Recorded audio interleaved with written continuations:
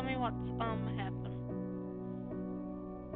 Um, I'm about to kill myself, and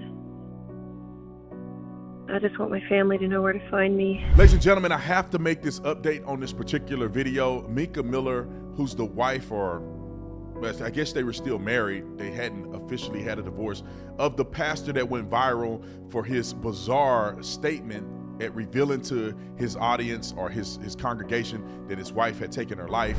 I got a call late last night. My wife has passed away. And yeah, and it was self-induced, and it was up in North Carolina. And we're gonna have a funeral for her next Sunday here at 3 p.m. And so it's all I can. Yeah, I'm just kind of going on adrenaline right now. So y'all pray for me and my kids and everybody. And she wasn't. Y'all knew that she wasn't well mentally, and that she needed her medicine that was hard to get to her. And so I'm sure there'll be more details to come. It is confirmed without a shadow of a doubt at this point that she did in fact take her own life, and it wasn't anything that had to do with the pastor. Now, I think some people will be relieved, some people will be shocked, but at least this man don't have to live with the shame of people pressuring him or thinking that he somehow had something to do with his estranged wife's death. This video is brought to you by TatumStore.com. TatumStore.com. If you are like me and you stand with Israel, get you one of these shirts today. I stand with Israel. I love the Israeli people. I believe that Israel is doing what's right, and I have nothing to do with supporting Hamas and these idiot terrorists. But anyway, if you stand with Israel like myself and you want to have merchandise that show your solidarity and support, because these Palestinian idiots are out here showing their support for Hamas, you might as well show your support for Israel, especially if you're an American. Like and subscribe to the channel. Y'all already know what to do. Let's get into this. Ladies and gentlemen, like I said in my intro, that it has been confirmed. There's a timeline of how the situation unfolded. Very unfortunate that this young lady decided to take her life. The pastor was very bizarre in the way he articulated this situation. And I said it in the first video that some people deal with stress and deal with loss in different ways. And that does not mean everybody is gonna react the same way. I did think it was bizarre. I still think it's bizarre for him to react that way. At finding out the news that this woman had taken her own life, the time he did it, the way he did it, all of it was kind of bizarre. But that does not mean that the man killed his ex-wife. There's evidence here, and I'm gonna show it to you in this article, this News 24 article, where it goes down a timeline, and there's also a video of her on the Ring camera where she's communicating with police and saying her goodbyes. Obviously, she did it intentional. Robeson County 911, what's the address of your emergency? Hi, are you able to trace the location of my phone? Let me see. You don't know where you're at? A national park. What's the phone number you're calling me from? 843-655-5242.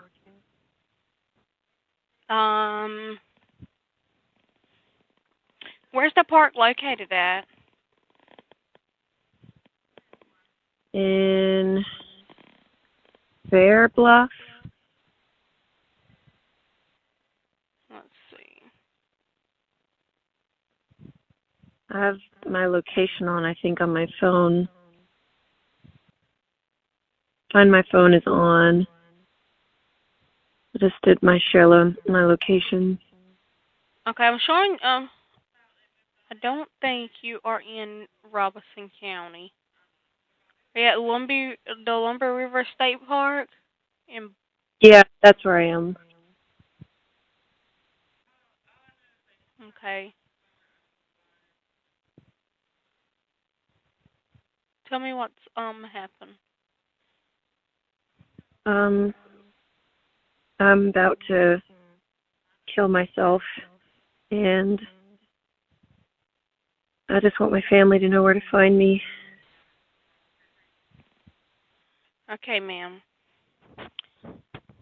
Just listen to what I'm saying, okay? Let me make sure I got the exact location where you're at, okay? Just 1 minute. So that she can go off and kill herself. Let me just say this real quick. If you are struggling with mental health, or you're struggling with suicide and you're having suicidal ideations, call somebody. Give somebody a ring. Call a friend. Do not be isolated. Do not go and isolate yourself somewhere, because that's when the enemy can trick you into doing something you would never do otherwise. So we'll put a link in the description section if you feel a certain way. Give this hotline a call. Therefore, you do not have to deal you wouldn't have to deal with it. Your family wouldn't have to deal with it, and you wouldn't make some decision that's completely irreversible. Let's get back to the story here.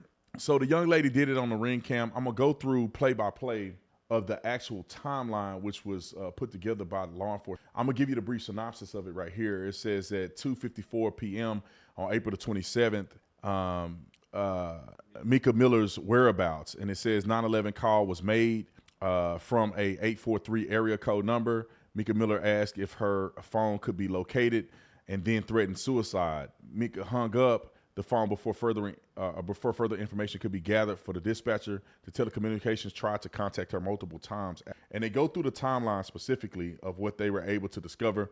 Maybe I should read it. Maybe, I don't know. It's a lot, but I guess I'll read it. It says Robeson County deputies were dispatched to the Lumber River State Park for a wellness check to attempt to locate Mica. Okay, I went down way too far. Okay. Contact was made with the Lumber River State Park superintendent. Deputies requested phone ping. Deputies arrived at the lumber yard and began the search. County Sheriff's Office Aviation Division was dispatched as well. I'm paraphrasing. Telecommunications contacted Verizon to request an update location ping. Detectives with Air 3, I don't know what acronym this is, arrived on the scene. While conducting the aerial search, detectives were approached by a person who said they found a bag while fishing with Mica's ID inside. Detectives took possession of the bag, and Robeson County office findings said this person heard crying while fishing and then a gunshot. The person stated that he went into the slough where he found the bag about 2 feet from a water edge. Says then an individual contacted Robeson County 911 and said that he located a body in the water. He had been fishing in a kayak when he found the body. Search deputies secured the area for an investigation. Chief detective arrived on the scene. Okay, we go on down here. Firearm was located in the water at 7-Eleven. They got a picture of the firearm as well. Detectives also shared ring camera footage, which shows Mica at the residence, her Myrtle Beach location at 11 a.m. on April the 27th, which is the ring camera image here. Security footage showed Miller at Dick's Pawn Shop at Myrtle Beach, which is her here. Also released findings of her husband, his location. And it says the investigation revealed that John Paul traveled to Charlotte for a sporting event on April the 26th, a day before Mica's death. That was proven through eyewitness and license plate reader. Detectives confirmed he stayed overnight in Charleston. Did I say Charlotte or Charleston? John Paul Miller returned to Myrtle Beach on the 27th while traveling to and from Charleston. He was with other people. So therefore that rules him out of being there whatsoever. Mica's family met with deputies to discuss their investigative findings. However, John Paul Miller asked that Robeson County Sheriff's Office to meet him in South Carolina. There was a sheriff. They do not plan to travel to South Carolina, is what they said. News reports released Monday detailed harassment incidents leading up to Miller's death and that she was afraid for her life. Friends and family held a rally Sunday out front of the Solid Rock Church calling for justice for Mica. So, ladies and gentlemen, there's a lot of weird reading, but at the end of the day, it appears that the pastor did not do it. That does not mean that they weren't in an abusive relationship. That does not mean that he actually abused her. I said this in the other video. People make accusations all the time, and some people make accusations to put themselves in a standard or put themselves in a position where people will view them more favorably than the other person if they make an accusation of abuse. It could have been a case where she did lose her mind, she did have mental illness, and she was imagining all these things, hallucinating, and then she created an image of this man that didn't exist. There's also a situation where he was an abusive person and it led to her going down a mental, downfall, and then she subsequently killed herself. There could be a third option. I don't know what that option will be, but I'm open to anything because we never know. We weren't there. You wasn't there. Nobody knows what was really going on in their marriage. Nobody knows if he was a truly abusive person. Maybe some infinite information to come out later on about this. Nobody knows exactly what her mental illness was and how far along her mental illness could have gotten her to the point where she killed herself. And you can't believe family all the time, because family, you see them on black people shoot 400 people and get killed by the police officer, and their family say he was turning his life around and never did nothing. So you can't always believe the family, because they have a vested interest in supporting their family member, their loved one, who they believe was wrong, no matter what that person does. So very interesting situation. But I will say this: people need to know the truth so people can get off this pastor's back, because people are imagining or thinking about the fact that he could have been in some Dateline episode killing his estranged wife, and he didn't. There's evidence that he didn't through pinged license plates, and also corroborating evidence that he was in another city, corroborate evidence of people on the trail, people hearing crying, her at the Ring camera, all of the above, that proved that he had nothing to do with what happened to her. Unfortunately, this young lady decided to take her life. I see y'all in the next one. Suicide hotline link is below. Get you one of these shirts. I'm out.